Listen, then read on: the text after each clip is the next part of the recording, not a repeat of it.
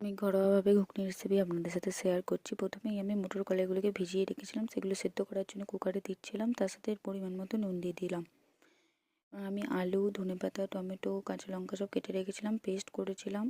আমি পেঁয়াজ, আদা, রসুন, টমেটোর পেস্ট করেছিলাম এবং কুকারে এই ঘুগনির কলাইয়ের সাথে আলু দিয়ে দিচ্ছিলাম, তার সাথে পরিমাণ মতো জল দিয়ে গ্যাসে আমি কুকারটাকে চাপিয়ে দিলাম। তার মধ্যে 4-5টা সিটি দিয়ে তারপর আমি ওই মশলাটার সাথে হলুদ গুঁড়ো, জিরে গুঁড়ো, সবজি মশলা সব নিয়ে নিচ্ছিলাম। এটা আমার মাই বানাচ্ছিল। তারপরে কড়াইয়ে তেল দিয়ে তার সঙ্গে 5 ফোড়ন, শুকনো লঙ্কা, টমেটো ভেজে নিচ্ছিলাম। ভেজে নেওয়ার পরে ঠিক করে ভেজে নেওয়ার পরে তারপরে যে মশলাটা তৈরি করেছিলাম সেই মশলাটা কড়াইয়ে দিয়ে দিলাম।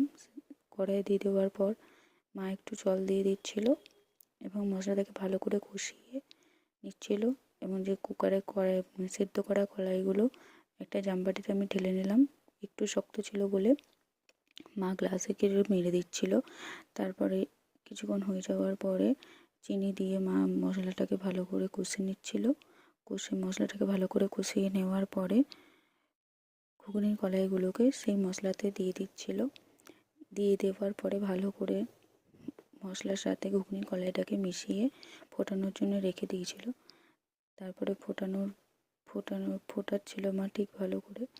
তারপর ফোটানো হয়ে যাওয়ার পরে নেড়ে চেড়ে ধনেপাতা দিয়ে দিচ্ছিল। এখন সব কিছুতে ধনেপাতা দিয়ে দেয়, ধনেপাতা দিলে টেস্ট ভালো আসে।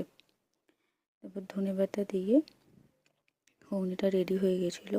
রেডি হওয়ার পর একটা বাটিতে মা পরিবেশন করছিল। ভালো করে বাটিতে ঘুগনিটা দেওয়ার পরে পেঁয়াজ কুচি দিয়ে সেটা ভালোভাবে পরিবেশন করেছিল মা। ভিডিওটি ভালো লাগলে অবশ্যই like, comment, share and subscribe করে দেবেন। দেখা হবে পরের ভিডিওতে। বাই।